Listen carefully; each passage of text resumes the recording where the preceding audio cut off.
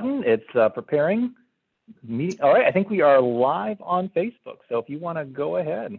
Yes. And this is, oh yeah, great. Okay, so fantastic. Welcome from Facebook Live. Welcome from across the Rouge River watershed. You are at Rain Gardens 101, and we are so happy you are joining us. Thank you. You are going to learn a lot today from my friend and colleague and presenter, Matthew Bertrand. Matthew comes to us from Arizona. We are so happy to have him in Michigan. He has a BA in English literature and a master's degree from U of M in landscape architecture.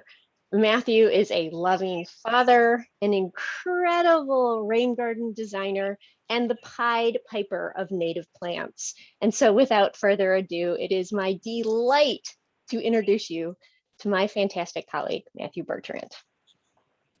Oh, Laura, thank you so much. That was so kind of you. I feel honored every time you're able to be here with us to support these efforts. I'm also really happy to introduce a few folks that are here with me today.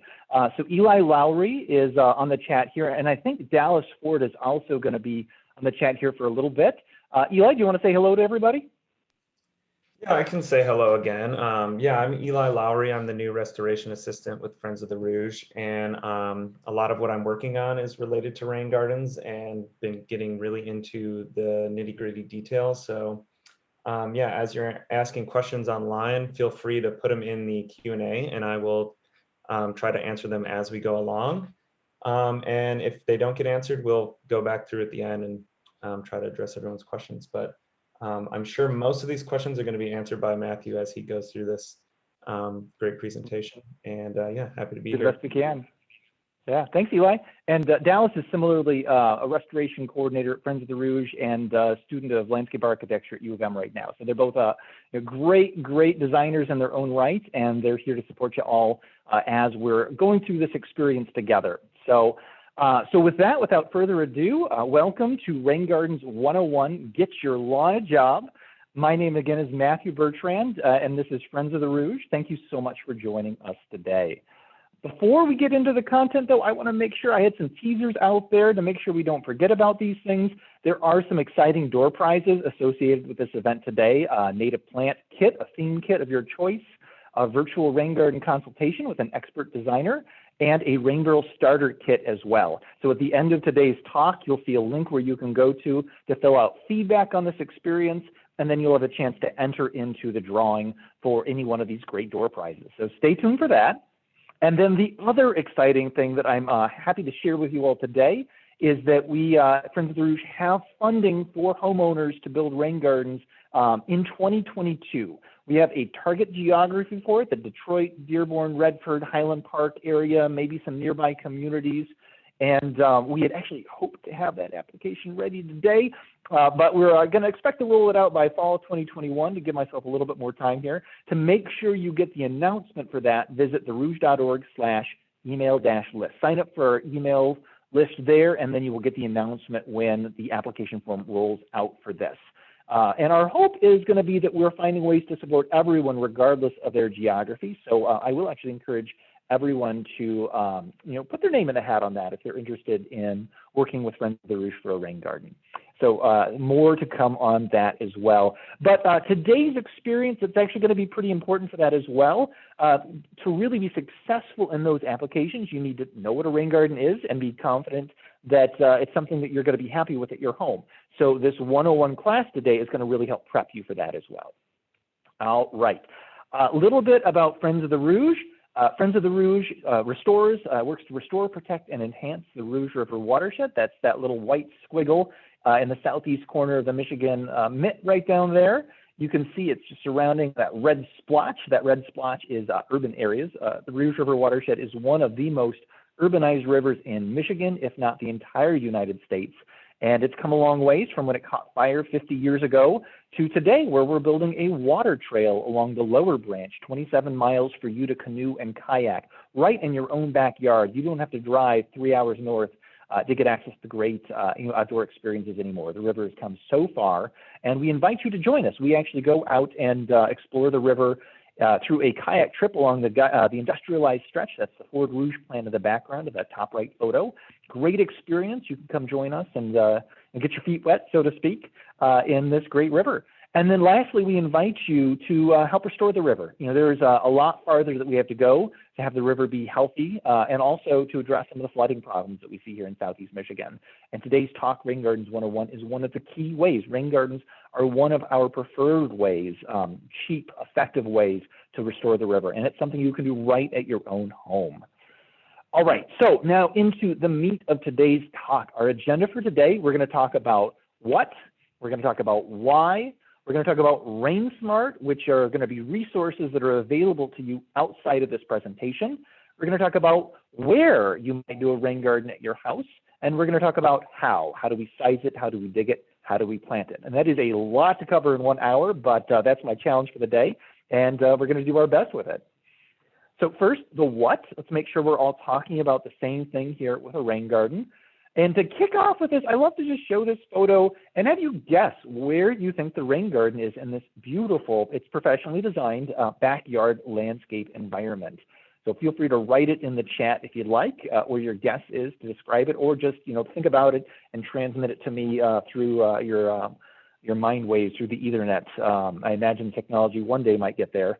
All right, the answer is trick question. There are 2 rain gardens in this photo. So there's actually one in the foreground, that grass-like texture surrounded by the flagstone.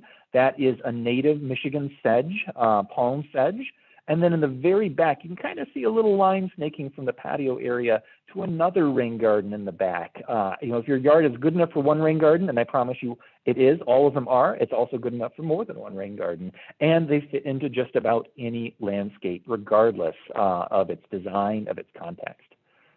All right, what's a rain garden? It's a hole in the ground. Yeah, you just go out there with a shovel and dig a hole. All right, we're done. That's it. Go home. My parents, right, they told me to go to college like every one of my generations so that I wouldn't have to dig holes for the rest of my life. And then, here you go. I failed at that. I'm just digging holes. It's a lot of fun. And it's pretty light. It's a very shallow hole, as you can see right here with this family's grandson out there doing some of the digging. This photo shows more of a side section. You can see just how shallow that rain garden can be, typically about 6 inches, sometimes just 3 inches if you're on heavy clay. One of the things that really distinguishes a rain garden from other gardens is, it's getting rain. Yes, like all gardens do, it gets rain that falls right onto the garden, but it also gets rain that's coming off of some other hard surface. So in this photo, it's the roof water is also getting directed to it. So we're taking some of that water that would otherwise be running off, and maybe it's flooding your basement, maybe it's causing icing on a sidewalk, maybe it's getting into the storm system and contributing to flooding that causes basement backups. Rather than letting it go to all those places and cause all those problems, instead we take it farther away from the house, 10 feet away, so we're not causing basement problems.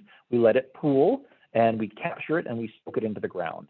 And so that rain garden ends up being a great way to get your lawn a job, right? So your lawn is a part of the solution to these problems, and it's making your yard work better for you, and it's also helping solve these community problems too. So a great solution. Let's see there. Oh, come on. There we go. All right, sample rain gardens for you. I'm going to show you some before and after so you can see what they look like. This is the Plymouth Municipal Yard, and this is a garden I did about 2 years ago. Before, they were having issues with icing in the wintertime. They had, this is like a huge roof area that all outlets right in the front. It would ice up every wintertime. They also had a problem with ugly. I think you might agree. It's not the most attractive of entryways, and they wanted to fix that. And so we used a rain garden to solve both those problems. So here is the after. We basically carved out of that asphalt our designed garden space, and you can see the depression. This one's a little deeper than your typical home rain garden, and that's because the soils are beach sand down 8 feet and beyond.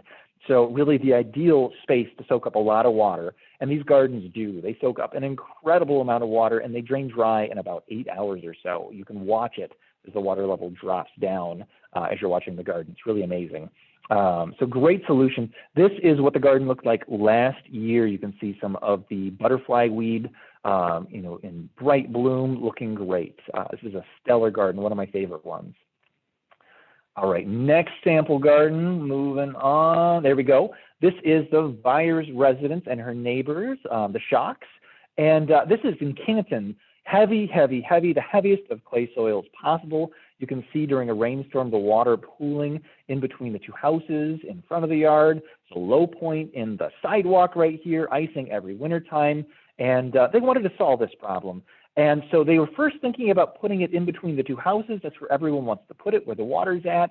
But I guided them instead. We wanted to do two smaller gardens rather than one bigger garden. A lot easier to do a smaller garden. We wanted to do it a little bit higher up and on each property.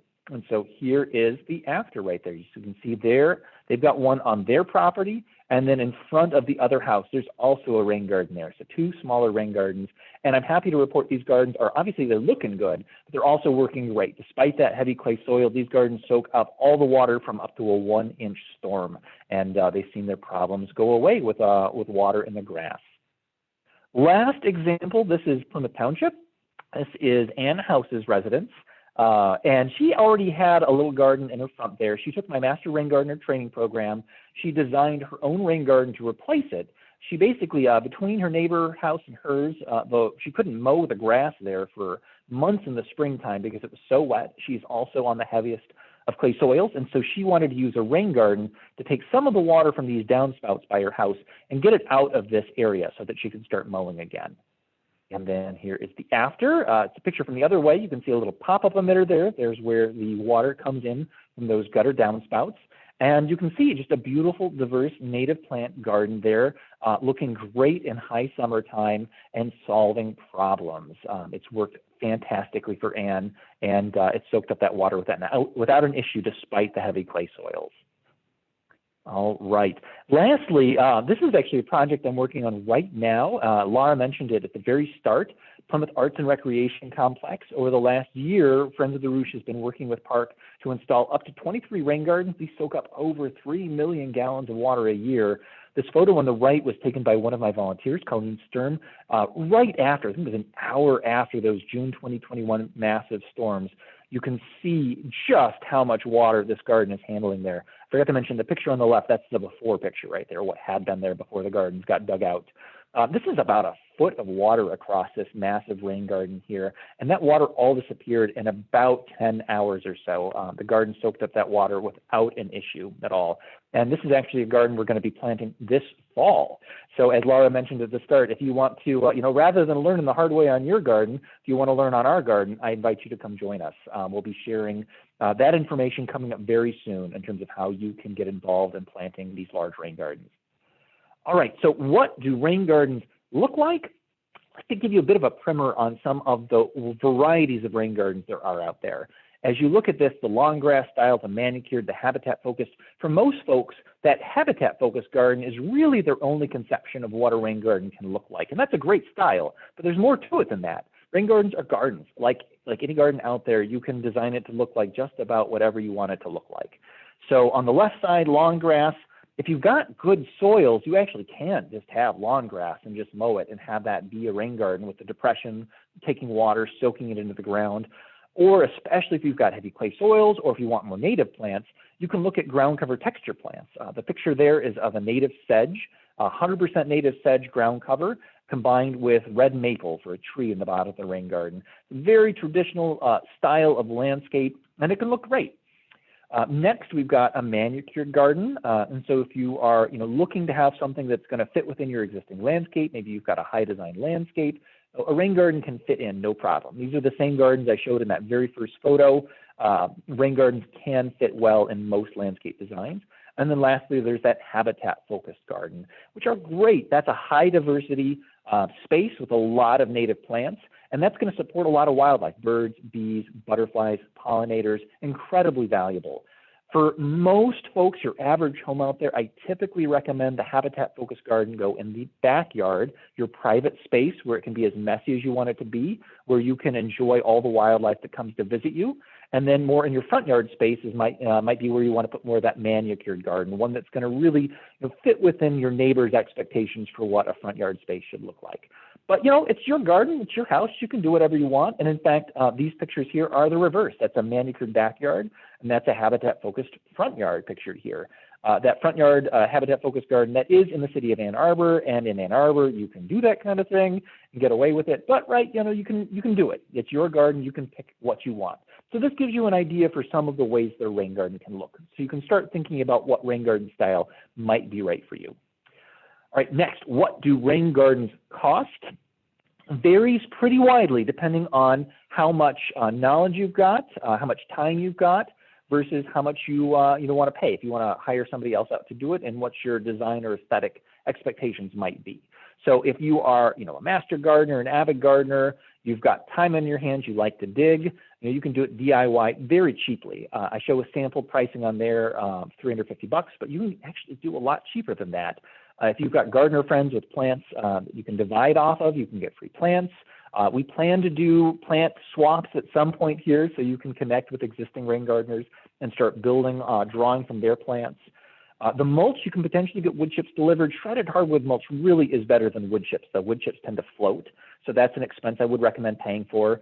And then compost is optional depending on your soils. If you've got heavy clay or really sandy soils, compost can really help to kind of balance out some of the extremes, but you might not need that either. Versus if you're hiring someone, $15 to $20 a square foot tends to be a reasonable estimate. Prices vary widely, though. The low bid is not always the good bid. You want to make sure that it's someone that you trust, that they are communicating what they're going to do. You're confident that it's going to solve the problems at your home. And for some folks out there that are blessed with a lot of money, they want to spend thousands, many thousands of dollars to make some kind of primo garden better than anyone else has ever seen. This is a garden. You can spend as much money on it or as little money as you want. But hopefully that gives you a sense for what some of the ranges might be. All right, I want to give you the story of a rain garden now. One person's experience with a rain garden from start, from conception to finish.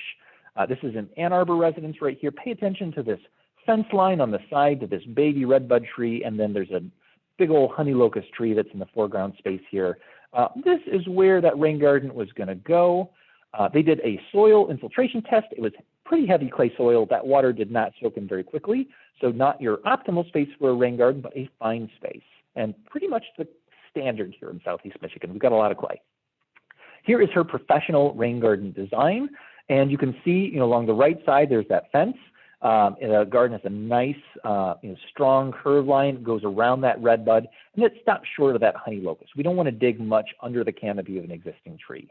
So beautiful shape to it, and here is what it looked like right after it was built. That nice, graceful arching form and the young plants in place. Here is what they look like in spring, the second year. The plants are still actually maturing at this point, but you can see some good stuff happening. There's some penstemon blooming, white penstemon. There's some geraniums in the foreground. In the summer, you can see the wild onions blooming, the echinaceas are blooming, the daylilies are blooming. It's looking good. By fall, they had the pink turtle heads blooming. They've got virgin's bower blooming. And late fall, you can see some of the fall color coming out. The geraniums with their bright red colors, the irises in the back with their yellow colors. So some nice color, year-round looks for this garden. So this homeowner, Denise, she loved this experience so much she wanted to do another. But this time she didn't want to hire somebody, she wanted to do it herself. She took the Master Rain Gardener training program, and this was the design she came up with over the course of a 5-part mentoring experience. And here is Denise digging it out. She did a 2-tier rain garden. So after that first one, she decided to go a little more complicated, an upper tier that overflows to the lower tier garden space right here. You can see she used pavers to line the upper tier and a soil berm for that bottom tier area there. And come on. And there she is planting all those plants, lining them up, planting them in the ground. And there it is when she was done planting, right after planting. Moving on, here is spring of the next year. You can see she planted a lot more spring action this time around with some cultivated irises in there. I think there must be, what is that? Some more geranium. There's a few plants I'm not familiar with that I'm seeing in there. You can also have on the berm areas bulb plants as well. So whether it's tulips or daffodils or what have you for spring action. But you can see really, though, this is a great summer garden. So here's late summer, that third year. Third year is when it's getting really mature and established. You can see she decided she wanted to change that front berm and added in pavers for the front area as well to make a nice space for that garden. So rain gardens are something where you don't necessarily have to get it right the first time. You can also kind of modify it over time as you're learning and realizing what your tastes are, what makes you happy. So that was Denise's experience. So now I hope you've got a pretty good sense for what a rain garden is. You know, when you get into some of the wheres and hows, that will also help refine your knowledge of what a rain garden is. Let's get into the whys, though. Why are we doing this? And I think this year of all years, I'm sure we're all on the same page that something has to be done to solve stormwater problems here in Southeast Michigan. We've seen you know, not just one, not just two, but three massive storm events come through Southeast Michigan this year. Massive flooding across the region, including many communities with significant basement backup problems.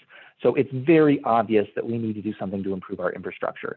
This photo is showing sort of the present state of Southeast Michigan.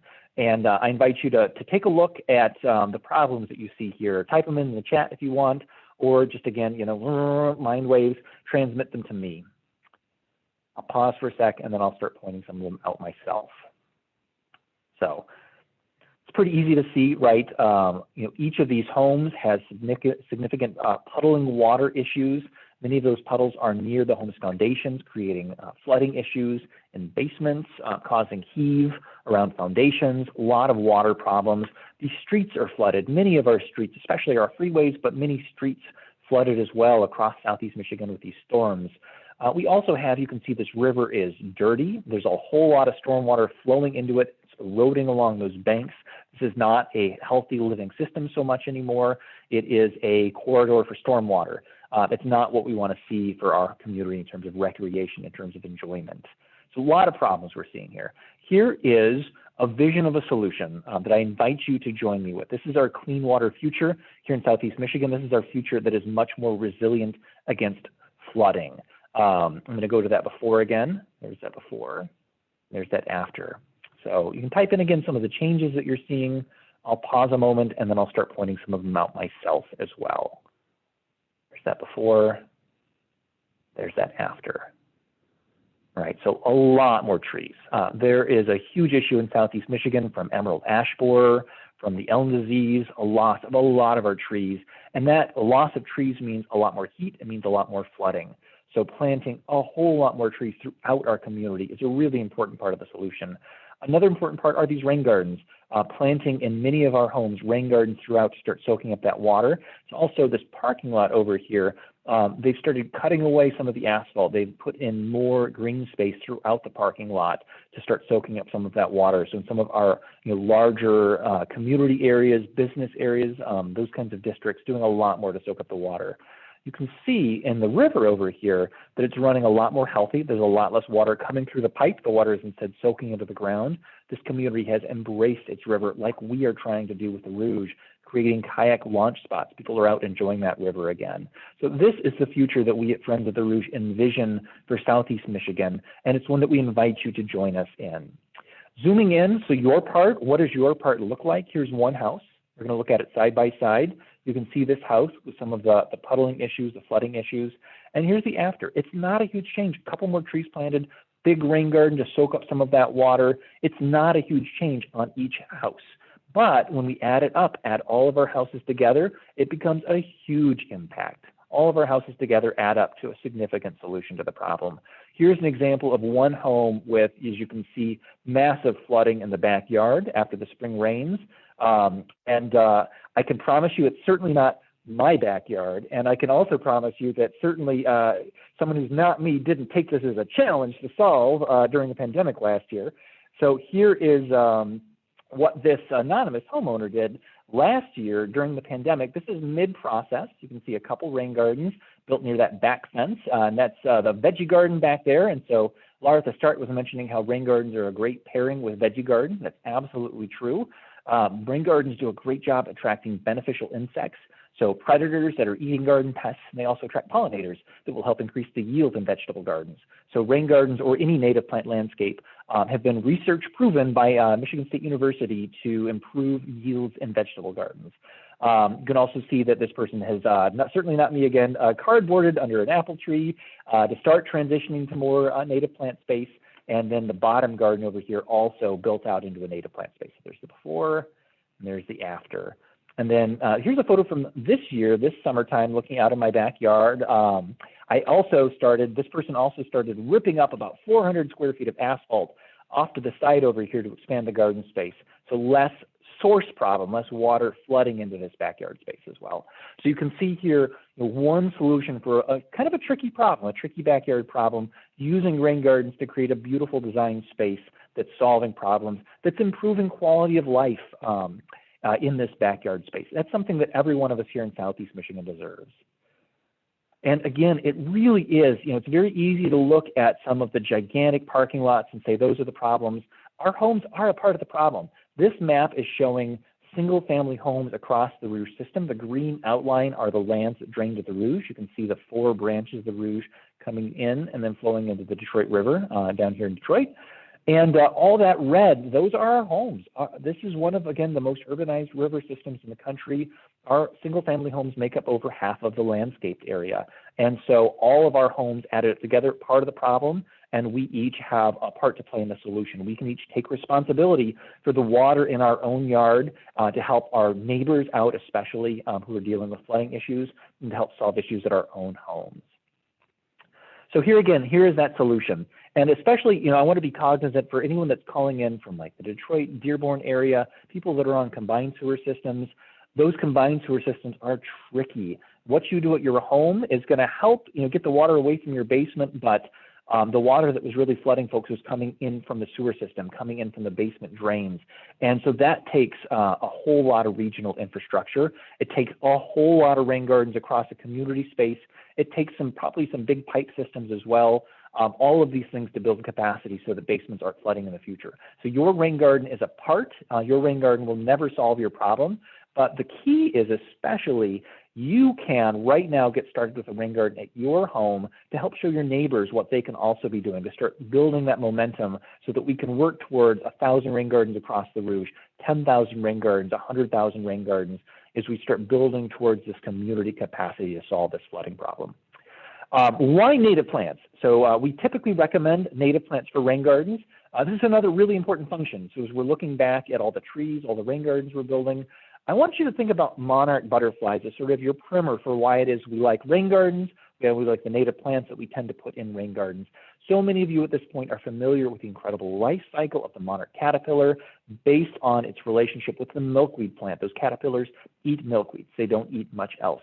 There's a relationship there, a co-evolved relationship over thousands and thousands of years where that caterpillar is evolved to eat those milkweeds.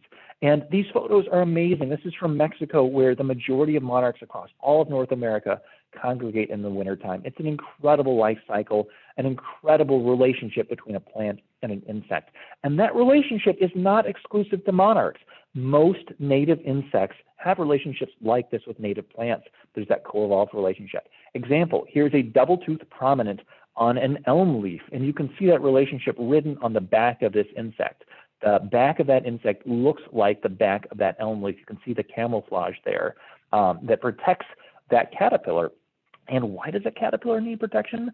Because it's pretty darn good bird food. Most songbirds depend upon insects, especially caterpillars, to rear their nestlings to adulthood. So if you want to have more birds in your yard, you need more caterpillars.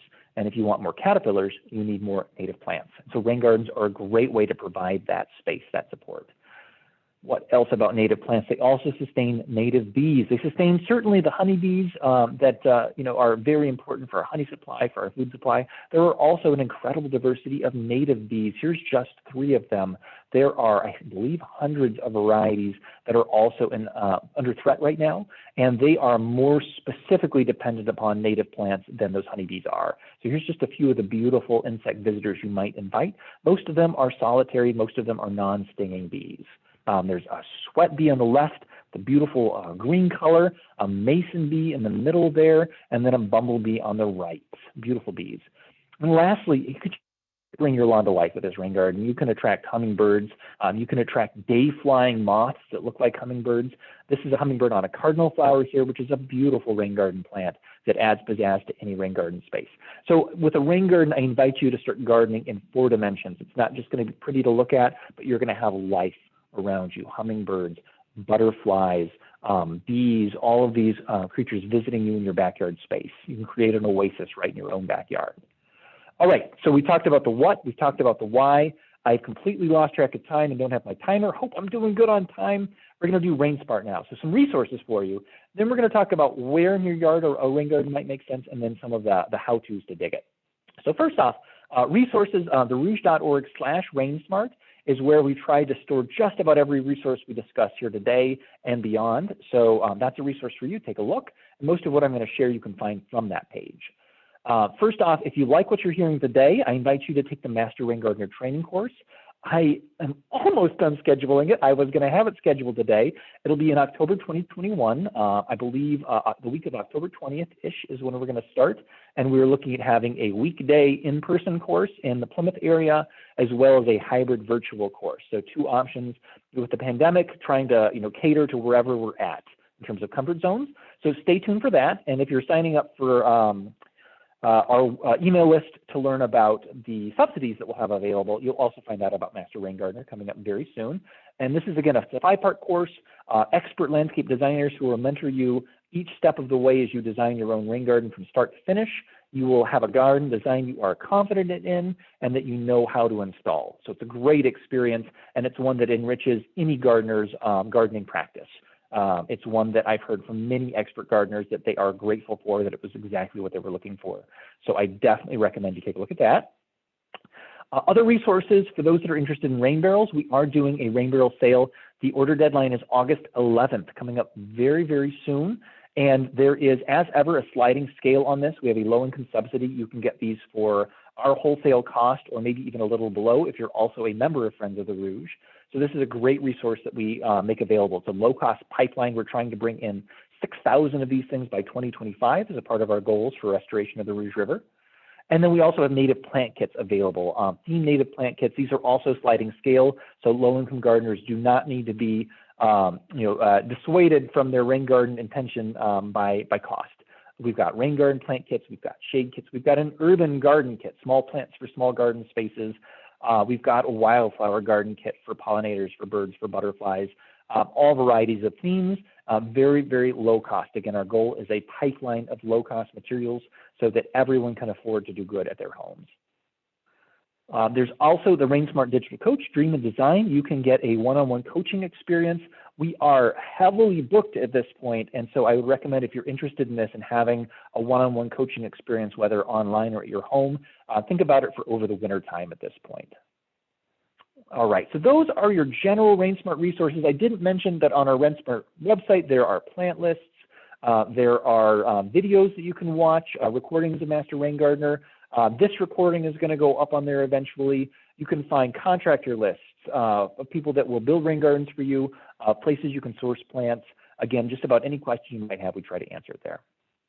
All right, where? So we're going to get into the where. You want a rain garden, but you're not sure where to put it in your yard.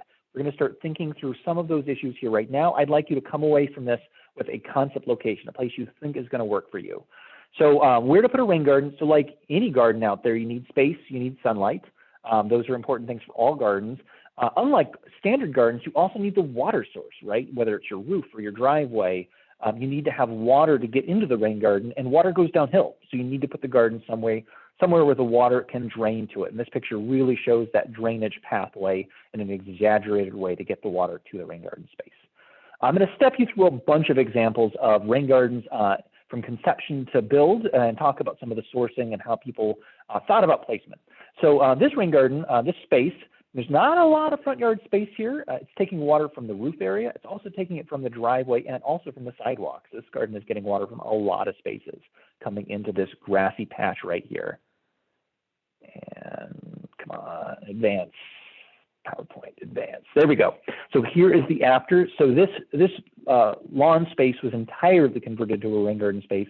You can see something of a buffer separation from the home. We want to keep 10 feet away from a foundation, whether it's a basement or from a slab, so that way we're not causing freeze-thaw damage to the home or risking any basement intrusion. And by getting that water 10 feet away, it often solves basement problems for a lot of folks.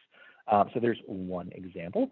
Roof is probably the most common source for water. Here's an example of a really typical roof source rain garden, backyard space, big lawn area, big rain garden, soaking up that water. Here is an example. This is Anna Karen. She's a Livonia resident. She wanted to do driveway water. And driveways can be tricky because you can't always control where the water goes. Hers, though, was sloping and puddling actually in the low spot. And so her garden here readily took the water off of that puddling low spot area and solved icing problems on her driveway. And it is beautiful. Here is, or after a couple years later on, she's got some great big Joe Pye weed, and there's some irises post-blooming, a bunch of great blue lobelia in blue there. And that is probably a non-native exotic flamingo that has taken up residence there in her rain garden space. And she took the Master Rain Gardener course. So this is one she designed and built entirely herself. Here is another example of driveway space. If you're redoing your driveway, do this. Take advantage of this. It doesn't really add expense. You can see a trench drain on the bottom. Great way to get the water off of the driveway space. Otherwise, it's very hard to capture it. And really, if you're thinking about, I want to do good for the river, driveway water is typically the worst water for the river because it goes straight into the storm system. And the faster that water gets into the storm system, the more likely the storm system is going to get overwhelmed and then back up in people's basements. So driveway water is really important to capture. And this trench drain takes it right into this rain garden space right next door to it. All right, so here's an example of, you've got gutter downspout, you've got water coming out, huge green space, but you can't get the water to that uphill space, right? You just can't do it. You can't make water go uphill. So oftentimes you've got a huge expanse of space, but you can't get the water there, and you're forced to build your rain garden in a teeny tiny space. Oftentimes, since these are retrofits, it's hard to do the perfect thing. Here is an example of a shade rain garden. So even if you have heavy shade, you can still build a rain garden. And in fact, oftentimes it is easier to build a rain garden in shade, or it's easier to garden in the shade with a rain garden than not, because there's a lot more plants for wet shade than dry shade. So rain gardens work great in shady spaces. Okay, when you're thinking about your site selection, I want you to think about the Hippocratic Oath of a Master Rain Gardener. First, do no harm. There are so many places for rain gardens across our community. We do not want to put them in places where we create hazards or problems. That makes a bad reputation for rain gardens. That dissuades people from doing them. We don't want to cause problems. You might not have a place at your home. It is actually possible. Some folks do not have places right now. Maybe you need to make a 5 or a 10-year plan, or maybe you need to start working with a neighbor or a friend instead. So we really don't want to create problems. We want to look at enough space, slopes, obstacles, hazards, and we want to make sure there's an emergency overflow. So we're going to start doing a quiz here. So here's the first one. Is there enough space in this green space for a rain garden? What do you think? You can type it in, or again, you can shout it out through the mind waves. All right, the answer is no, there is not enough space. This is very near the foundation for this building. Sometimes very large buildings are so solidly constructed you can get closer than 10 feet, but way too close. There's utilities here. This is not going to be a good space. If you are a homeowner and you have a space like that that's really tight, here's somebody that has this kind of issue. The water is coming into the backyard space, too tight for a rain garden here. You can potentially pipe it to your front garden space. So you can see right there the downspout going in, and then the pipe comes all the way to the front yard where there was plenty of space for the rain garden to go. So depending on your slopes, you might be able to pipe the water to where you need it to be if where the downspout's coming down if there's not enough space. All right, how about this one? Is there enough space for a rain garden? Is this a workable space right here near where those downspouts are coming down? Pausing. Answer is needs to be 10 foot from the house. This is too close. There's not enough space there for that rain garden to go. You could possibly go under the sidewalk to the green space here, but there's also a tree here, which is an obstacle. So unfortunately, this one would not really work. All right, how about this one here? We've got downspout water coming in here. Is this a good spot for a rain garden? Oh, it already gave the answer. Oops. Well, obstacles, tree roots there. So I need to work on my slides there a little bit. So this is too close to the tree. The general guideline I want you to work with is look at the drip line. So basically, as far as the tree's branches go, look down, imaginary line. That's your rule of thumb. You probably don't want to do much for digging inside. It's a risk to dig within that drip line. It's different for every tree, though. Some trees are more sensitive. Black walnuts are really sensitive to digging. Some trees are infinitely tolerant to digging. Silver maple, for example, it is virtually impossible to kill a silver maple, no matter the root size. However, it might drop a big limb on your house. So again, you want to be very careful about digging near a tree. There are consequences to doing so. It is possible to gently, carefully encroach within the drip canopy of the tree, but just be really careful about what giant roots you might be digging up. So a lot of caution near trees. All right, how about right here? So here we've got a downspout coming down, putting water right on that driveway apron. So this is, again, this is the worst possible thing right here for the river and for community flooding, to have that water go straight down into the storm system rather than going to a green space. Is this a good spot for a rain garden over here? There's some issues. You're probably shouting some of the issues out first. There's also icing problems here. This is a dangerous spot. So again, if you've got water outletting like this, try to fix that. That's really a major problem to solve right there. You don't want to be this guy slipping and falling. This would be a great spot if you can get the water there. And also, if you could build a rain garden there, you could buffer some of the sights and sounds from that air conditioning unit right there. Not an attractive thing to look at and loud. The key, though, is going to be, can you tunnel under this little bit of green space right here under that sidewalk to get the garden there? And the answer is yes, you can.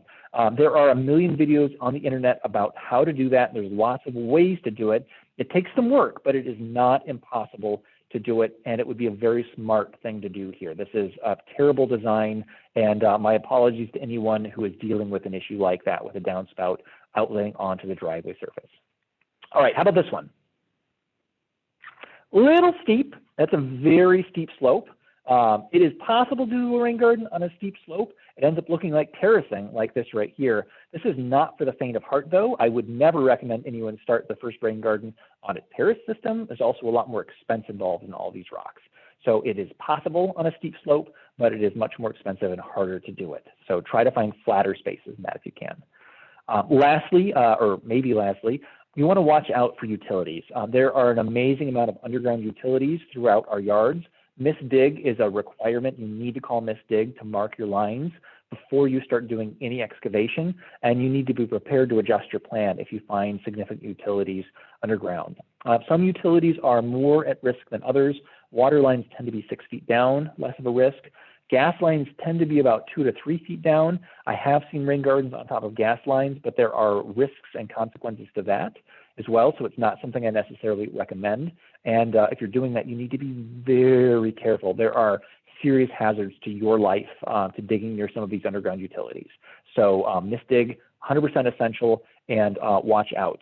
You do not want to blow yourself up when you're building a rain garden. I have heard that that is not good for solving problems at home. All right, we're going to end the where with a quiz here, left side, right side. So, all right, you're the homeowner here. You've got a couple spots to think about. Where do you want to build your first rain garden at your home? Left side, right side. Write it into the chat, and in a sec I'll reveal the answer. So make your best guess. What are some of the pros and cons to each one of these sides? Which one might be easier? Which one might be harder? Are any of them impossible for any reason? Are there any significant obstacles to watch out for on either of these gardens? All right, I'm going to start talking through some of it. So the answer to this one is actually both sides can work. Both sides can work for a rain garden. The right side here is maybe a little bit steeper coming down. There's a sidewalk to work around, so it's going to be a little trickier to dig under that sidewalk to get a garden in place over here. The left side, you can see there is a big tree right here, so we need to get a little bit of distance away from that tree. There's a nice open green space over here. There are some downspouts. So that is where that homeowner dug their garden, was on that left side of their home. But there's no reason they couldn't do one in both spots. There are problems to solve in both spots. I recommend everyone start with the easiest, smallest garden they possibly can and grow from there. Once you get the first one done, so many people do their second, their third, their fourth, because it's not hard and it's a lot of fun to do. All right, so we did the where, and lastly, we're going to do the how. I'm going to try to see if I can check and see what time it is so that I can. We got 16 minutes left. We are doing great on time. Oh, fantastic. All right. Moving on, the how, the sizing, the what else? Digging and the planting. There we go. So sizing, how big should this garden be? Constant question that we get asked. There's a great rule of thumb out there, and that's the 20% rule. And typically with this 20% rule, we're talking about a 6-inch depth garden. But 20% of what? That's going to be 20% of the hard area that is draining to the garden. So whether it's your roof or your driveway or sidewalks, or what have you, parking lot, 20% of that hard area. So if you're doing a roof downspout area, here are some imaginary lines showing how this sample gutter downspout system might be working, with water from this stretch flowing to this downspout, water from this stretch flowing to this downspout. On the other side, the downspouts over there as well. So getting into an aerial, Google Maps is great. You can actually right-click and measure shapes and just draw in the area and get your estimate. You don't even have to get out there and measure it yourself necessarily, but figure out what the areas that's draining to the downspout you want to target, and then 20% of that. So here's that aerial. So the pink area right there is going to be our source area for our sample rain garden here. And then you can see 20% is about that. And then over here, there's about a 20% size shape. So 20% of that drainage area. That's your rule of thumb. Depending on your soils, it might change a little bit. We'll talk about that in just a sec. But if you follow this rule of thumb, your garden is highly likely to be successful. It would be the rare garden that would not work under these conditions. So this rule of thumb has worked well for, I think at this point, I think a good 800 or 900 gardens have been built through the Master Rain Gardener Training Program here in Southeast Michigan, and the vast majority have worked stunningly well. This rule of thumb will get you everywhere you need to be and then some. Another rule of thumb, about a parking lot space is a pretty good sizing. That size tends to be about the size that most residential rain gardens get built.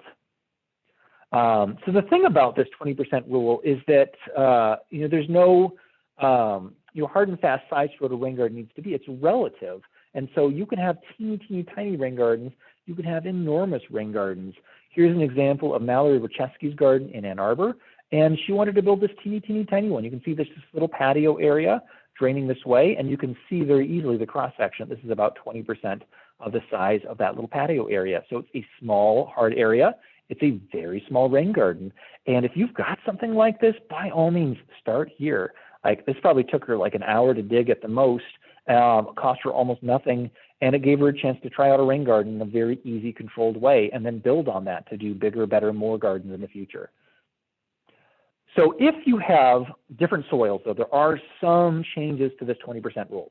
So if you have heavy clay soils, or even just moderately clay soils, you might want to think about this for moderate clay soils, but heavy clay soils especially, we want to make it bigger, we want to make it shallower. So 30% instead of 20% and a 3-inch depth. And if you do this, then your garden will be successful for a clay rain garden. There's almost no way it can go wrong at that depth. We'll do a 3-inch depth and we'll backfill it with 3 inches of mulch, so it doesn't even look like a hole in the ground at this point. If you've got a sod cutter, you can just almost sod cut away that soil and call it good, depending on the conditions for the soil underneath. So with clay soils, that's our solution, is really making it bigger, making it shallower. If you're doing internet searches out there, yes, there are other ways to do clay rain gardens. The other way to deal with clay is to go way deep, digging like 3 feet down and putting in 3 feet of good soil in. That also works great, but it is very difficult for you to do at home yourself with a shovel.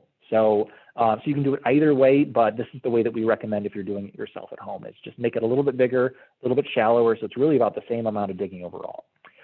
If you've got sandy soil, the other end of the extreme, and don't we all feel a little bit jealous and irritated at the people that have this soil? There are people in Southeast Michigan in the Rouge River watershed that have beach sand soil. There are veins of it across many communities. Plymouth has some veins like this, Redford, Livonia. I'm familiar with veins of sand like this, and there are other places as well. If you've got this kind of issue, that water is going to drain like that, and your biggest issue is actually more drowsiness in the soil.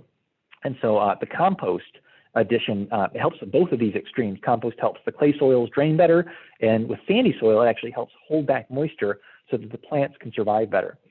If you've got sandy soil, if you want, you can dig it smaller. You can make it 10% instead of 20%, and you can go deeper, potentially 9 inches, potentially deeper than that as well. So that's an option that you can choose. Or if you've got sandy soil, you can still do that 20% rule and 6 inches deep. It's really up to you in terms of what's going to make sense. Or, do I have it here? Or I should add it in, you might not be able to do any of this. The sizing thing might be academic. Maybe you've got a teeny tiny green space in a big house. The reality is that anything is better than nothing. The water is getting into the green space anyways.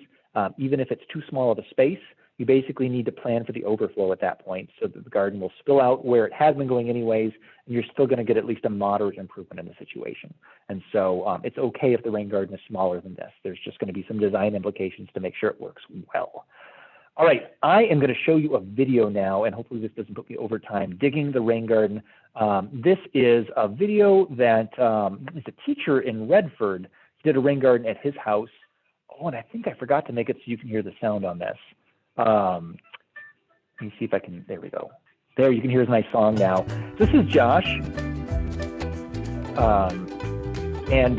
Josh is, he used a rope there to shape out his garden. It's a great way to go. He can use a garden hose. You can see him there. And now he's starting to dig out the grass on there. He's pulling it aside and setting it aside on the tarp. He time-lapsed it, obviously. So this is going to be about a 2-minute quick intro to how digging of a rain garden may or may not work. So oftentimes you want to remove that top sod layer. You don't want that sod to grow back into the rain garden. Oftentimes that sod has very high organic matter. It might be something you want to use as a resource later on. So he's setting it aside right now. And again, here you can see that great shape to his garden. I like how it responds nicely to the shape of the sidewalk, responds to the shape of both sidewalks. So now he's getting a little bit more refined. He's kind of smoothing out the bed edges here to make it a little bit more nicely stylized. And you can see there an Amazon delivery in the background, the ubiquitous buzzing insect of our modern world. Let's see.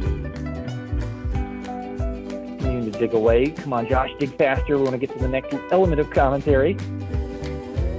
So after he gets that top level soil removed, then he's going to start digging it a little deeper to his final grade. And depending on the quality of your soil, this might be really good soil here, or it might be utter crap, is the technical word for it. So you may want to save this soil. You may just want to get rid of it. If it is really, really good soil, then you might want to save it and actually dig a little deeper. Maybe it's junky soil underneath that. Dig a little bit deeper and then discard the junky soil, but put the good soil back on top. And he's also right now he's making a berm, and we'll talk about a berm in just a sec. Basically, the low point in his landscape, he's building it up. That's the way to make the digging process as easy as possible. Now here you can see his suppressed area. He's got it filling with water. And I would recommend, it looks like he's got it sort of shallow slope the whole way. Better to make it a little flatter than that across the whole basin area rather than sloping right to the bottom. This is a great way to test what he's doing right now. Just filling it up with water and seeing sort of how the water flows. You can test your levels before you get onto the final. And he's using a string level there to test his elevations. And now he's going to use some rock to sort of manage erosion. So that's Josh.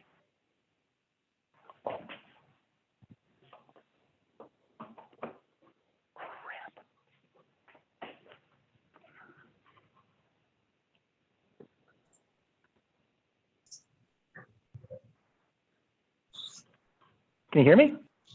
Yeah, Matthew, we can hear you. We just can't see you. And yeah, my video just shut out. I think my battery might have died, and I plugged it in. So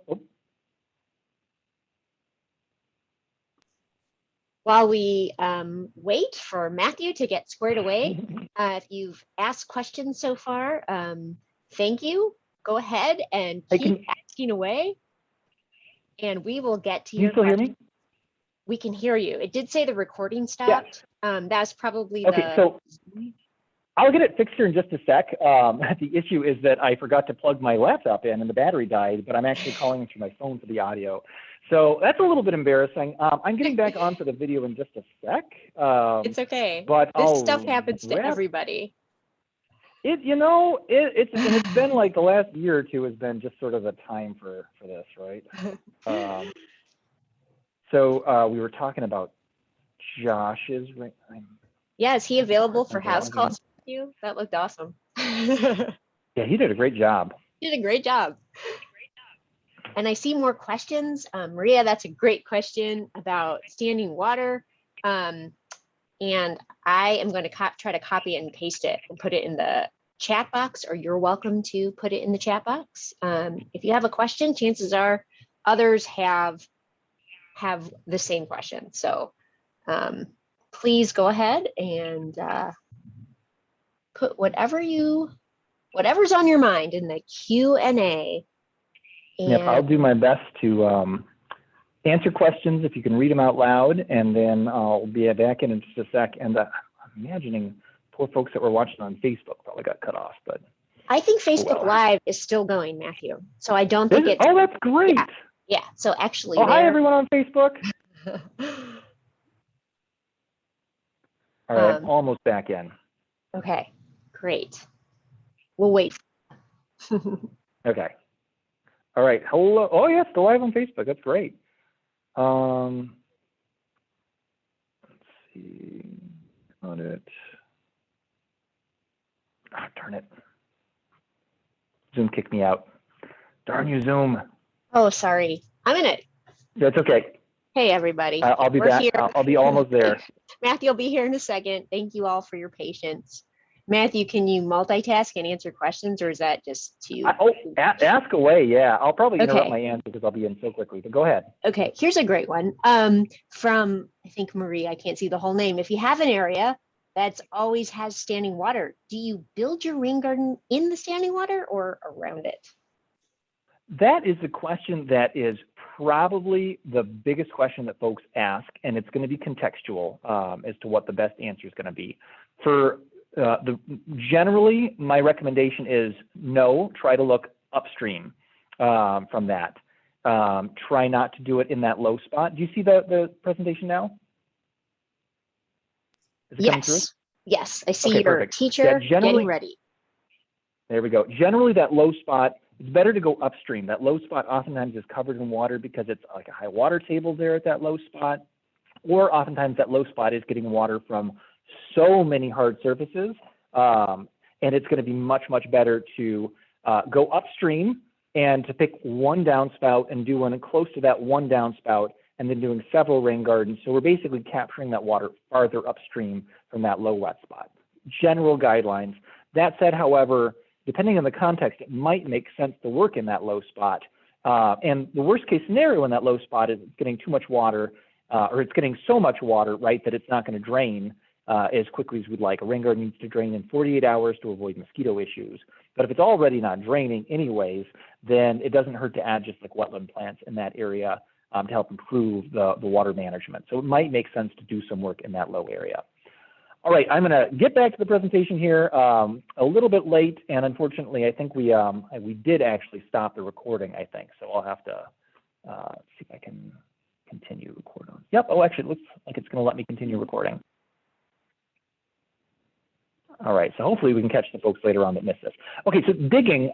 So Josh was digging, and he started digging a berm. I want to show you this, give you sort of an idea for what to do if you're on a slope. And the slope here is exaggerated. And this is actually the way to dig on a slope to reduce the digging to the barest minimum possible.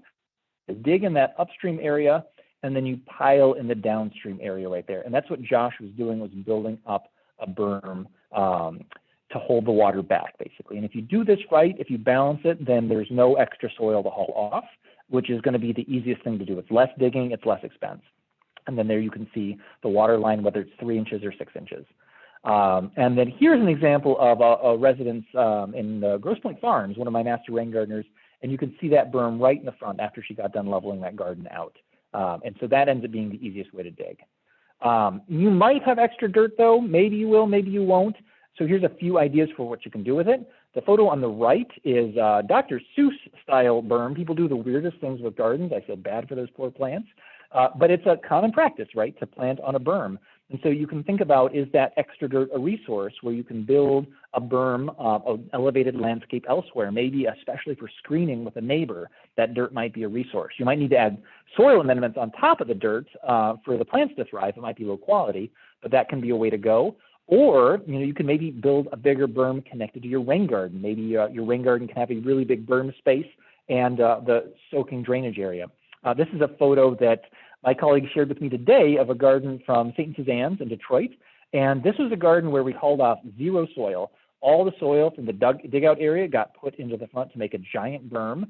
And that uniform plant all in the front is wild strawberry. So a wild strawberry front berm, the whole stretch, and it's got delicious berries in June every year for folks to pick and eat and enjoy. So beautiful, long, linear rain garden in Detroit. All right. Better move quickly since I'm a little over time now. Or if you want to get rid of that dirt, you can hire somebody to haul it off, or you can oftentimes contact the landscape supply company and have them drop off like a trailer that you can fill up with dirt and have them haul off for pretty cheap. This is an example from one of my workshops where we hauled off about 6 cubic yards of soil. Helps if you've got 15 people to help you, and that's a service that we hope to be able to offer maybe next year is the goal. All right, lastly, plants, with what scarce time we have left before we get into the Q&A. Rain garden plants, it is a tough life as a rain garden plant. So they have to be able to survive up to 6 inches of ponding water for 2 days, 48 hours. Not forever. Rain gardens are not pond features. It's not that. It's 48 hours. And then they have to deal with drought. Oftentimes we go for a week or two without rain here in Southeast Michigan. So they have to be plants that survive both of those extremes. And it's a narrow palette of plants that can do that and look good as well, like we want our gardens to look. So on our website, therouge.org/ I believe it's plants, you can see several plant lists of visual top 20 most reliable plants for rain gardens. For those of you that like giant spreadsheets, a huge list of plants with a lot of history in Southeast Michigan and notes and comments to help you. And then lastly, a list of common ornamental plants for rain gardens. So these are ones that have not been tested. They may work. You can consider it as a resource and maybe test a few of them out if you want to get just more traditional plants in your garden. I want to zoom in on that giant plant list though for a sec because I want to show you some of the resources in it. So first off, moisture located on that giant plant list. And that is something, right, we're talking about moisture for these rain garden plants. It's one of the key differences. And I'm going to give you a rule of thumb for how to use that here in just a sec. Also, there are comments, a lot of feedback from 10 years of experience of people gardening with these to help you make good decisions for your garden. So now on the soil moisture, so this is showing a section of a typical rain garden. We've got the upland area next to the garden. We've got the slope going down to the garden, and we've got the basin at the bottom of the garden. So depending on your soils, we're going to have different levels of moisture tolerances here. So if you've got, for example, very sandy soils, it's going to be super D, super dry at the very top. You're going to want D plants. The slope might be super D, super dry in a sandy garden. And in the bottom of that sandy garden, it's probably going to be on the M side of things. So plants that are W only, wet only, they might have a hard time surviving in the bottom of a sandy rain garden. So, and then if you've got heavy clay, the other extreme, that upland area might be D to M. You might have M for that upland area. The slope side might be up to MS. It might be pretty moist there. That water is going to take a while to soak in, and so the side slope is going to have a lot of water. And then on the bottom of a heavy clay rain garden, you might need plants that can survive the W for them to be able to thrive. And then if you're somewhere in between, well, you know, it might be somewhere in between. And many of the rain gardens and the plants in that list you'll see have a wide range of soil tolerances. And so that will help you basically once you design your rain garden, you've got a sense for how big it is and how you think it might perform. If you're doing that 20% rule, then you're going to be good to go with what I've shown you here. Then you can start picking plants that are very likely to survive and thrive in that space. The wet zone is maybe what's most different from most gardens. So here are some pictures of some plants that do well in that wet area. Most of these are native plants, plants for sun, plants in both of those conditions, the sedges, the iris, they do great in sun to shade, and then some plants that are more for shady spaces as well. So you can see a wide range of beautiful native plants that work in that wet zone. And again, putting it all together, so from the location, the shape, thinking about the shape of the garden, using a garden hose or a string to shape it out, getting it the right size, and then digging it down and planting, putting that all together, and you can be like Ann here and have a beautiful rain garden in your front yard space that is solving problems at home, water problems with your basement, with icy sidewalks, or problems in our community. And it can look great while you're doing it, and you can attract those birds, those butterflies, those pollinators. So this is a space I hope to see all of you at in 5 years. I like to give everyone a 5-year plan. You're probably not going to do it this year, but start working your way towards that. And the resources through the RainSmart program will help you get there. All right, with that, I'm going to wrap it up and start doing the Q&A now. If you like what you heard today, I can't encourage you enough to visit therouge.org/member, become a member of Friends of the Rouge. It'll help sustain all of these efforts, become a more deep part of these efforts as well, and learn about all the other great things that happen at Friends of the Rouge. There's so many ways for you to get involved, whether it's frog and toad surveys every year, listening for frog calls to help us monitor the health of the river, to I actually didn't have a cue ready to go for me here. Laura, pipe in, and I'm like out of sorts from what's been happening here. Oh, you can do stream monitoring by getting in the water and doing our bug hunts every year as well. It's another great thing to do. You can join education programs in schools and so on and so forth. Or if you just want to leave a tip for your experiences today, it's welcome. It's not required, but you can go to therouge.org/tip. All right, with that, without further ado, a river of gratitude to you all for being here. River of gratitude to the National Fish and Wildlife Foundation for supporting this effort today. I think I forgot to mention them at the start. Thank you to Laura, Eli, and Dallas for their support. And I'll end here with the door prize link for you before we get into the Q&A. You can visit workshop-eval, and that will take you to a survey. Fill out that survey, and when you submit it, you'll get a link to where you can enter the door prize drawing. So I welcome any feedback you have on this experience. Your feedback helps us to continue to improve this, to make this more useful, more productive, not just for you, but imagine for the hundreds and thousands of people that will be taking this class in the coming years, joining your efforts to solve flooding problems here in Southeast Michigan, to build habitat for birds, butterflies, bees, and other pollinators. So your feedback is deeply appreciated and gratefully accepted. And I can't wait to draw those door prizes and give them out to folks. Enter by, I believe it's August 16th. So for anyone watching this recording, if indeed the recording is happening, you can watch by then and put your name in the hat, and we'll do the drawing the week after that. All right, well, with that, let's kick it out to the Q&A. I'm gonna take a look in. It looks like there are a few Q&As in there. Laura or Eli or Dallas, if you've got a question that you've seen that we haven't answered, that you feel like would be really, really helpful, please let me know. You can read a question to me, or I'm going to start kind of kicking it into the Q&A. Feel free, if you want to add a new question to the Q&A, you can. I think theoretically there's a way to like bump up, like to upvote questions. So you can help sort of guide these questions that we get into over the next half an hour or so. But I will, without further ado, start stepping through a few of them. So I've got an anonymous attendee. How far from the foundation can a rain garden be if there is no basement? So if there's no basement, there's a foundation. That foundation still needs to be supported. It still doesn't want to do freeze thaw. And so we still have similar risks. We're not going to have a risk of water intrusion into a slab, but we are going to have a risk of freeze thaw. So 10 foot is sort of a rule of thumb. If you've got really sandy soils, there's less of a risk of freeze thaw. And so it gets to be a little safer to push a little bit closer. If you've got really clayey soils, then that's where you start getting a greater risk of freeze thaw. The clay soils are more likely to be moving around with freeze thaw. However, if you've got a foundation and clay soils, or I'm sorry, actually I'm thinking if there's a basement with clay soils actually impede water from getting into the basement. So clay soils near a basement have less of a chance of water getting in. All right, so we answered that one. I'm seeing hands raised, and let me tell you, in terms of my Zoom expertise, I don't think I quite know how to acknowledge people. I'll leave it to Eli or Dallas if they want to help get some questions my way.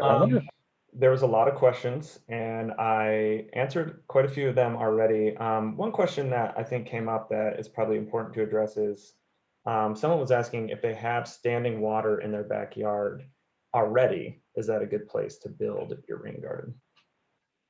Yeah, we answered a similar question to that. There wasn't the indication of where it was, of just an area that's already pooling and already wet.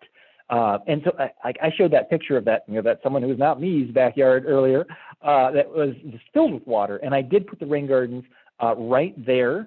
And the reason why was because, I mean, really it was the best spot for me to do it, basically.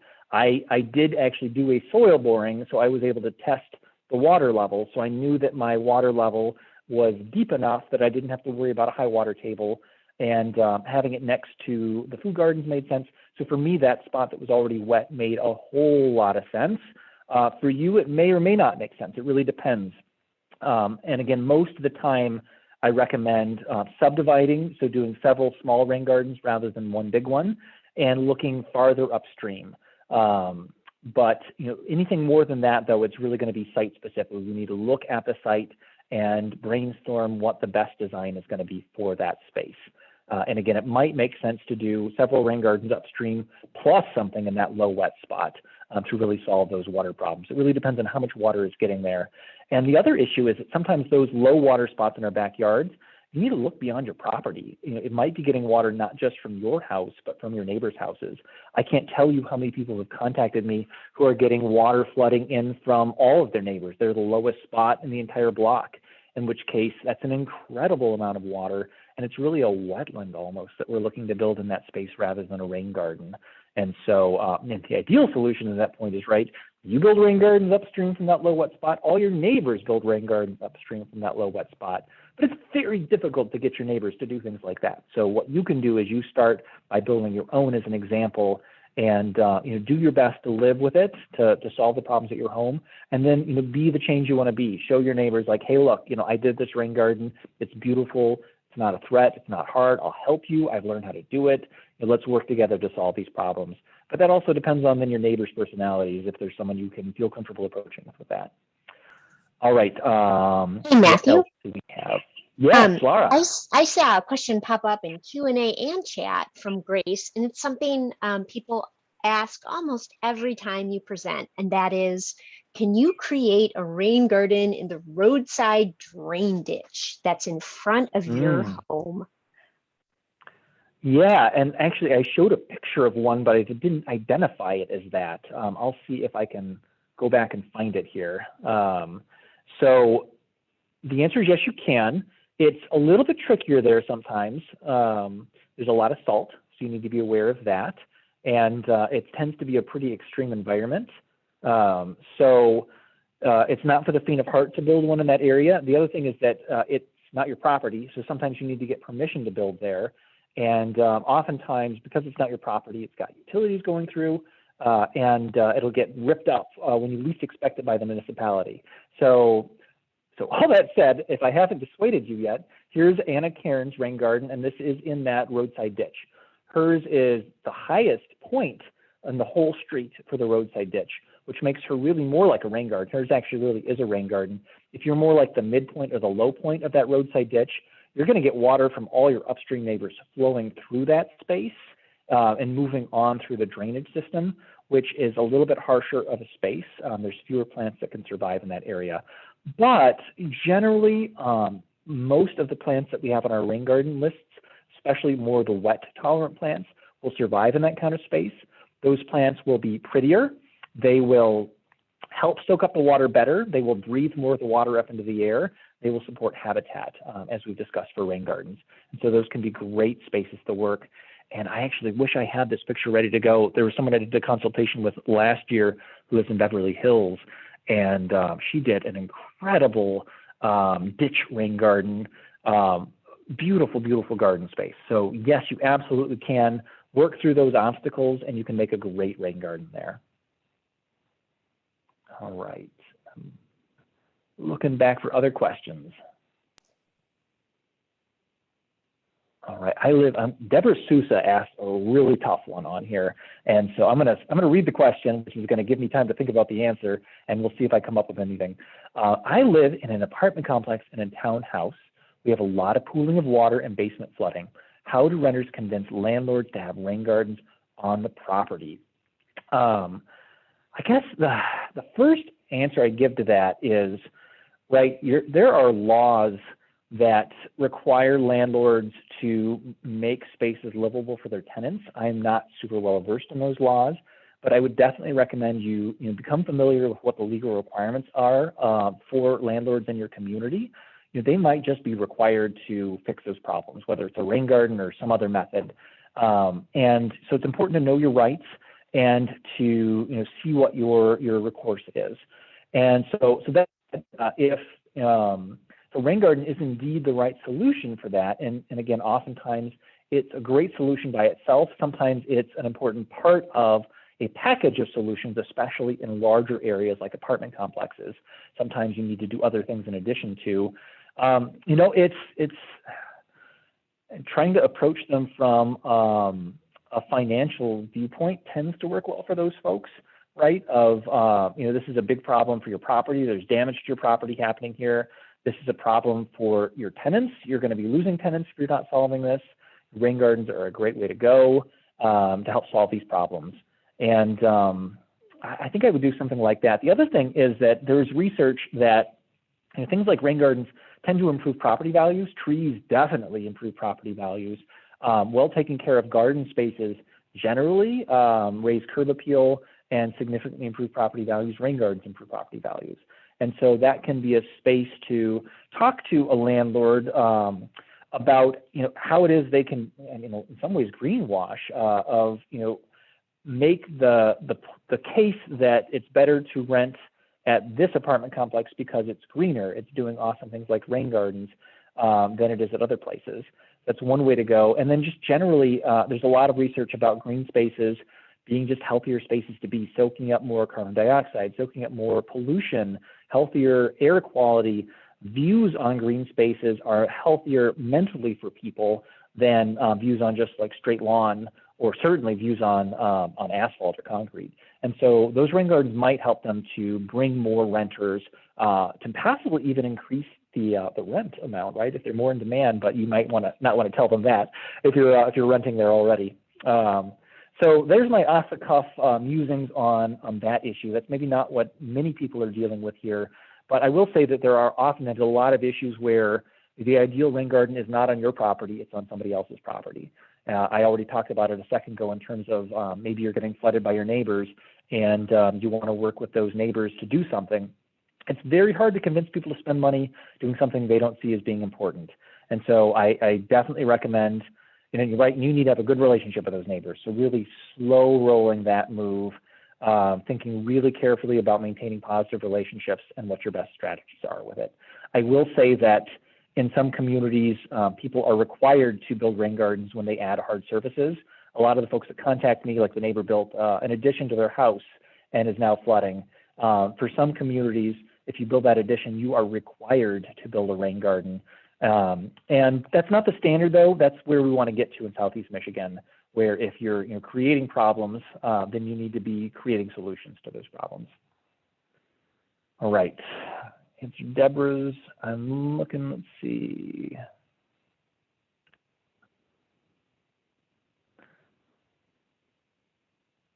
So do you have any suggestions for plants? This is Valerie St. John. Do you have any suggestions for plants to put in a rain garden that will almost certainly be trampled by children and dogs? Yes, children and dogs. So my gardens at my house, I have definitely had a lot of experience trying to keep my daughters from trampling them as they've been establishing over this last year.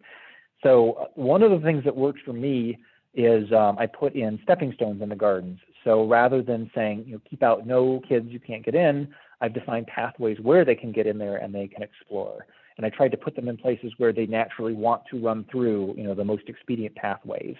So basically planning for that trampling is a good way to go. And then picking plants that are sturdy and tolerant of that. I mean, the most sturdy plants that kind of trampling are things like some of our sedges, probably. I showed a picture earlier of, I'm going to go farther back, of a 100% sedge garden. That would be a garden that would be really hard to destroy. To go too far to the beginning to find it, sorry. So something like, oh yeah, this is too far. 100% sedge garden, the sedges would be very resilient to that. Otherwise, there we go. So there's the sedges on the left side there. Those sedges are growing from the very ground. If they get trampled, they're going to grow right on back. There's almost no way to destroy them. That's brown fox sedge that's in this picture. So I generally recommend actually for most people that are designing it themselves, put in at least 30% sedges or other grass-like textures, if not 70%. Having that repeated texture throughout the garden, it's like the white space in a design. It helps to make everything more uniform and more connected. So it's generally a good thing to do for anyone's gardens, but those plants are going to be more resilient to trampling by children or dogs as well. For dogs, it's going to be a bit of a trial and error. I don't have like a data resource or personal experience in terms of what plants are going to survive dogs better, but I will recommend that if you do an internet search for dogs and plants or like poison plants, something like that, you'll find, I think it's the National Humane Society has a searchable database of plants that are toxic for dogs. And so that's really my go-to for designing with dogs is at least do no harm. Don't pick plants that are potentially toxic for a dog. I recommend starting there. And then beyond that, experiment with a couple different plants, definitely some sedges, Try some other things. Some stuff might get trampled. After 3 years, you're probably going to be able to start dividing some of your plants you put in and spreading out the ones that lived, basically. Gardening tends to be a bit of a trial and error experience. All right, so answered that one. Robert Coleman asks, what happens in the winter when the plants aren't soaking up the water? So there is going to be less performance in the wintertime, but it's marginally less. So in the wintertime, the gardens are still soaking in, and I wish I had the picture of it. One of my master rain gardeners took a picture. So what happened in her garden basically is, right, it filled up with water, wintertime, freezing, top level of the water froze solid and made an ice sheet, but the water kept soaking in underneath that, and ended up that it still soaked in within the typical time period, and she was able to shatter that little bit of ice and make kind of some fun shapes in there. So the rain gardens, they still work in the wintertime. They work almost as well in the summertime. The soil is really where most of the water is getting stored. The plants, especially in heavy clay soils, native plants with their solid root systems will help punch holes through the clay. And those holes are still there in the wintertime as opposed to the summertime. So what doesn't happen in wintertime is the plants themselves aren't soaking water up and breathing it into the air. That's called evapotranspiration, and wetland plants tend to evapotranspirate. It's about a 1/4 inch of water a day that they'll send up in the air. And so in the wintertime, that's not going to happen, but that's a small fraction of the water that's getting managed. So the rain gardens work great in the wintertime. All right, let's see, what else do we have?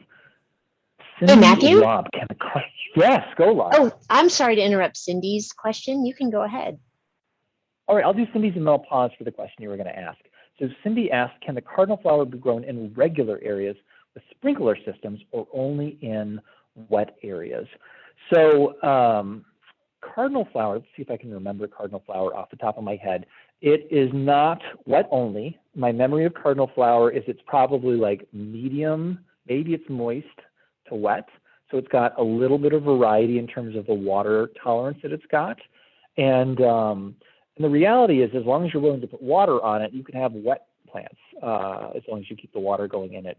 I generally recommend trying to pick the right plants so you don't have to water supplementally to reduce the energy costs. You're using treated water on your garden actually is a huge carbon cost.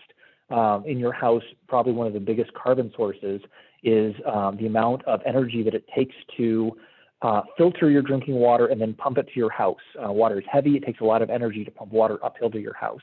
And so using that water on your garden actually is a huge carbon footprint issue, which is partially why rain barrels are great. You can have a source of water that is low carbon to zero carbon really, and is actually solving other problems.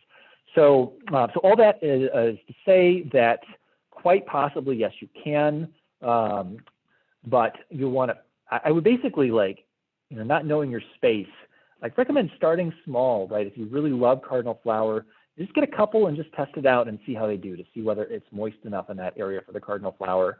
And if you've got a rain barrel, then you can maybe just add some supplemental water to that one plant and see how it does. It might do great, it might not. But gardening is a lot of its experimentation.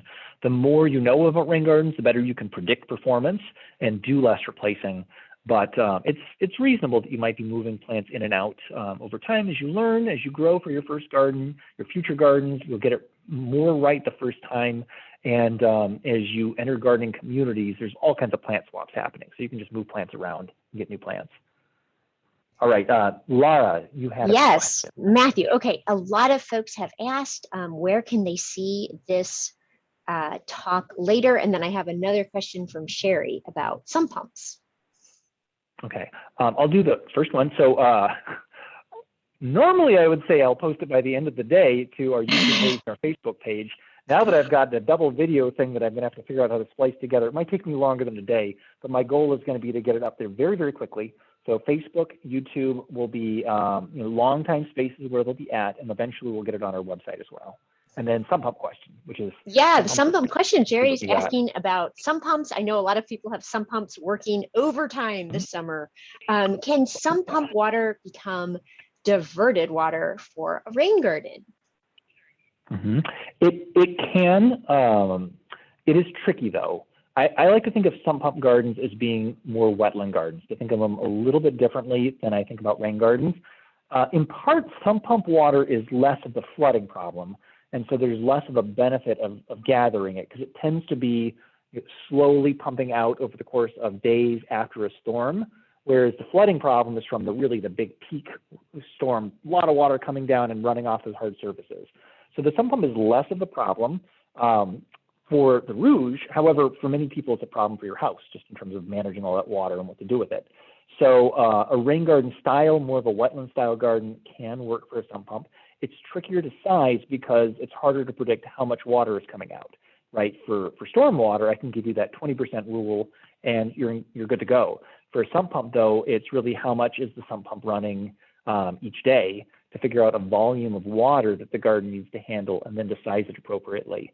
So it's a little bit trickier. There is a resource for that. There are resources on the internet.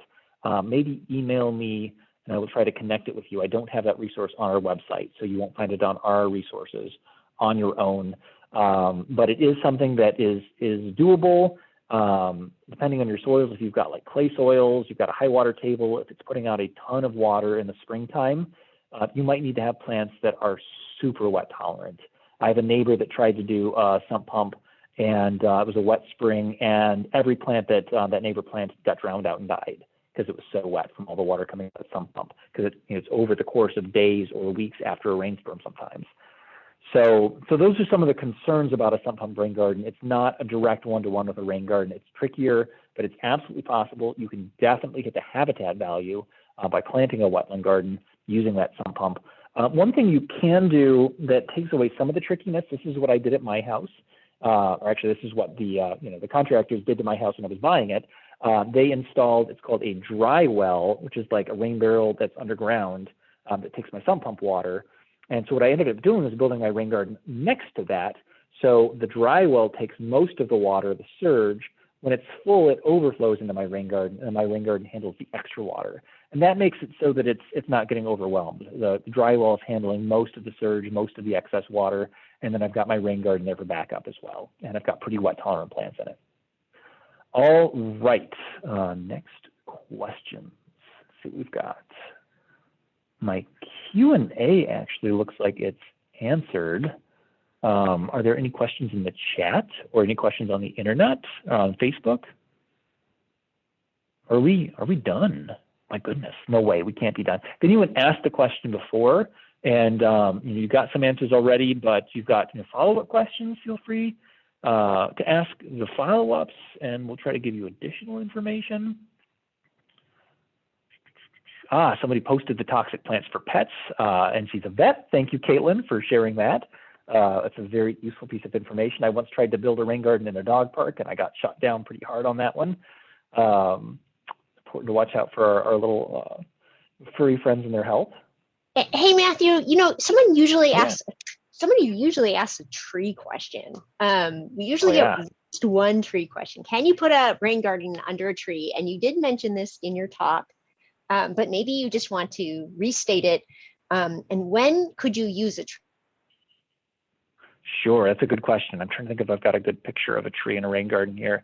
There's one at the start, but I'm actually not. I'm going to just go to the end because I want to leave it on something.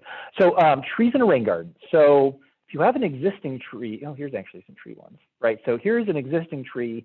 You want to stay away from that drip line is really the key thing. You just don't want to be digging too much underneath the tree. Or if you're just doing it yourself and you can go slow and carefully and sort of like test dig, see if there are any big roots or not.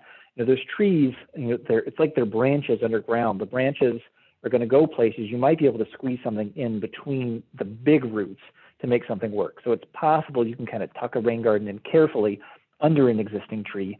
But generally, if you're digging under an existing tree, there's a good chance you're going to kill a tree. That's the thing you need to really watch out for. We don't want to kill mature trees. It's not worth sacrificing a mature tree for a rain garden. That tree is doing an incredible amount in its own right to solve stormwater problems. The first, I think it's a ½ inch of rain actually that falls on a tree, the leaves actually intercept it and it stays dry underneath. That's why you get dry shade underneath the tree. So that tree is stopping so much water from even hitting the ground. And then what water does hit the ground, the tree is pumping a lot of that water into its root system. So trees are doing an incredible amount for stormwater. We don't want to hurt them. We don't want to damage them. We want to be very careful around those existing mature trees. I've had someone that took my master rain gardener class, and she got irritated when we started talking about siting because she realized there was no space on her house for a rain garden. She had so many trees everywhere. There was not a space that she could put it. And that's a terrible problem to have. It's a joyful problem to have, right? It's great you've got all those trees. We don't want to hurt those trees. You can, if you are building a new rain garden, plant a tree with your garden. Typically, it's better to put the tree in the upland area next to the rain garden rather than in the rain garden. But depending on the tree species, many trees will survive on the bottom of a rain garden, especially if it's sandy. Sandy bottom rain gardens are mostly fine for trees. Clay bottom rain gardens can be really tricky to make it work out. So generally, it's better to plant the tree on the upland area next to the rain garden.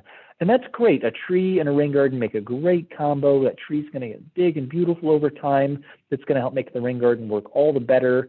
You might need to pick plants that are more shade tolerant as that tree gets bigger. But trees and rain gardens are a wonderful combination. All right, let's see what else do we have.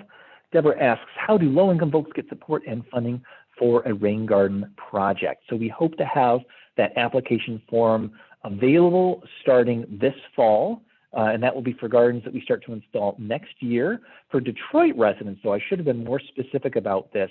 Friends of the Rouge offers Rain Gardens to the Rescue, funding for rain gardens every year. We're still searching for funding, I think, coming up after next year, but it's a program that we've offered since 2015. It's one that we expect to continue offering. So Detroit residents can apply every year. I believe it's April-ish maybe when you apply. And then we've got additional funding for outside of Detroit for this next year. And once we have that application form available, you'll be able to put your name in the hat. Really, regardless of where you live, that funding is going to be specific to a few communities, but our goal is going to be to bring funding in to help folks throughout the watershed to be building rain gardens in the future. So stay tuned on that and sign up on our website for our email list. And actually, if you signed up with your email through Zoom, we'll probably just add you and you'll probably just get it that way. So just don't unsubscribe from everything when you get your first email from us, and you'll get those announcements. Next question, is there a good way to keep weeds out of your rain garden? There actually are strategies for that. And I'm going to try to get to the end so people can see the link for the survey, but now I want to show a strategy that I showed earlier. Where are we at? Almost. Gonna get there someday. There we go. So this is not my house, a backyard space and cardboard. You can see cardboard on the lawn here. And so what happened here was mowed the lawn, real short, scalped it, put cardboard on top, and then layered mulch on top of that. And that killed the lawn, no problem. And I actually did the same thing for the rain garden as well. So the rain gardens, dug them out, and then I laid cardboard across the bottom of the rain garden and then put the mulch on top of it. And that cardboard does a great job suppressing weeds. And with all of the home shipments, it's readily available. Or oftentimes many municipalities will actually collect recycled cardboard, and so you can potentially go there and just haul away a bunch of cardboard for use. It takes a lot of cardboard. You can also use newspaper. Newspaper is sometimes more readily available. We're not getting as much print newspaper as we used to, but even that thin layer of newspaper can help serve as a weed barrier for some weeds. And then the mulch also helps. A 4-inch layer of shredded hardwood mulch is good. I've heard of, though I have not actually, the article has not been forwarded to me yet. One of my board members saw a research article that 3 inches of mulch does not suppress weeds. 4 inches of mulch does suppress weeds. So 4 inches of mulch across the garden space to help suppress those weeds. And in my rain gardens, in my house, that's worked great. I've had minimal weeding to do with the cardboard and mulch combination. Okay.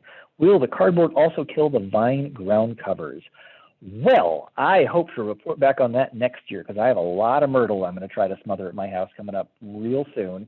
I don't know from, I guess it depends on what you mean by vine ground cover.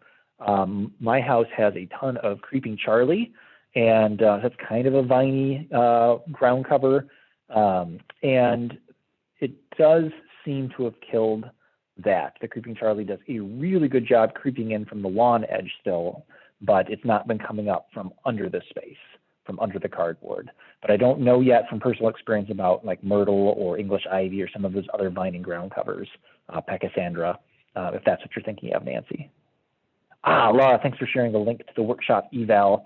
The rouge.org/workshop-eval is going to be the place to go to fill out that evaluation on your experience here and help us do better, and then enter the door prize drawing for the Rain Barrel Starter Kit, for the Native Plant Kit, and for a virtual consultation. All right, hope nobody's getting dizzy there. How are we doing on time? I have a feeling we're probably getting close to our end, 1:35. Yeah, I think that's probably a good place to go then. So with that, I will thank everyone once more for joining us today, for being part of the solution to our infrastructure problems here in Southeast Michigan, for being a part of the solution for flooding problems here in Southeast Michigan, for being a part of the solution building habitat for birds, for butterflies, for bees, for other pollinators, putting our lawns to work, getting our lawns a job.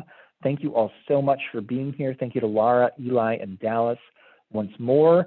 Stay in touch, continue on your journey. Hopefully as a master rain gardener this fall, Eli and I will be teaching one of the courses, and Beth Rowley, a local landscape designer, and I will be teaching the other course, virtual and in-person options.